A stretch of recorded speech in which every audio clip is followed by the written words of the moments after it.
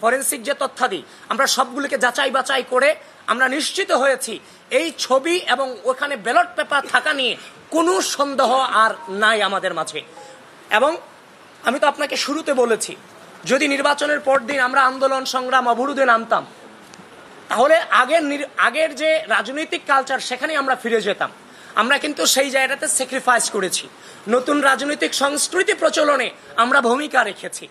সেজন্য আমি আমার প্যানেলকে এবং বাংলাদেশ জাতীয়তাবাদী ছাত্রদলকে আমি ধন্যবাদ জানাই যে তারা সুস্থ রাজনীতি প্রচলনে যথেষ্ট সহনশীলতার পরিচয় দিয়েছে। সুতরাং আমরা যথাযথ প্রক্রিয়া, আমরা বিশ্ববিদ্যালয় প্রশাসনের কাছে গিয়েছি, ফোন করেছি, তারা বারবার কালক্ষেপণ করে গেছেন।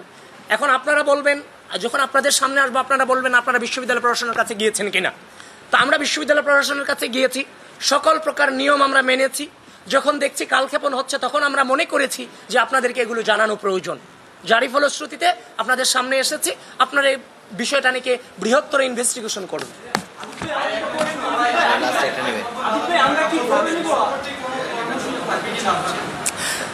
দেখেন, আমাদের যে দায়িত্ব ছিল, আমরা প্রার্থী হিসেবে যে অসঙ্গতিগুলো পেয়েছিলাম, প্রার্থী হিসেবে যেমন আমার দায়িত্ব, ঢাকা বিশ্ববিদ্যালয়ের ভোটার হিসেবে একজন ঢাকা বিশ্ববিদ্যালয়ের শিক্ষার্থীদের একজন ভোটার হিসেবে তারও দায়িত্ব আছে।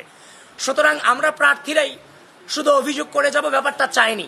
আমরা চাচ্ছিলাম আমাদের যে অভিযোগগুলো অবশ্যই সেগুলো ঘটেছে, যেহেতু সাধারণ শিক্ষার্থীরা ভোটাররা সেগুলো নিয়ে আওয়াজ তুলবেন।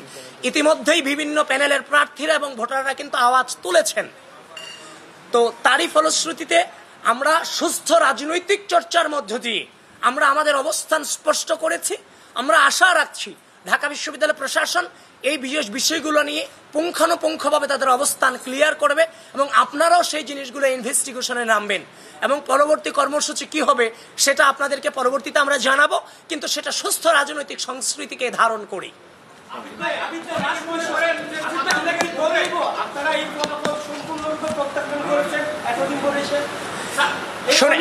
শোনেন, আমি বলি, ফলাফল প্রত্যাখ্যান কি প্রত্যাখ্যান না, তার চেয়ে বড় কথা হচ্ছে 2019 সালের যে ডাকসু নির্বাচন হয়েছে, 19 সালে ডাকসু নির্বাচন হয়েছে, সেই নির্বাচনকে নিয়েও কিন্তু এখন পর্যালোচনা হচ্ছে।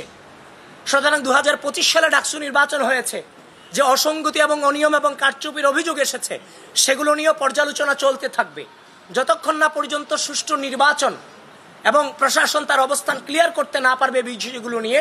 এই নির্বাচনকে তো আমাদের জায়গা থেকে বৈধতা দেওয়ার কোনো সুযোগ নেই।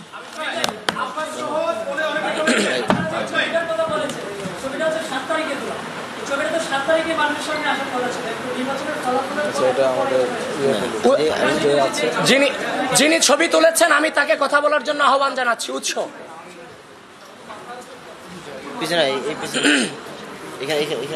না, এখান থেকে না, এখানে বসতে দাও।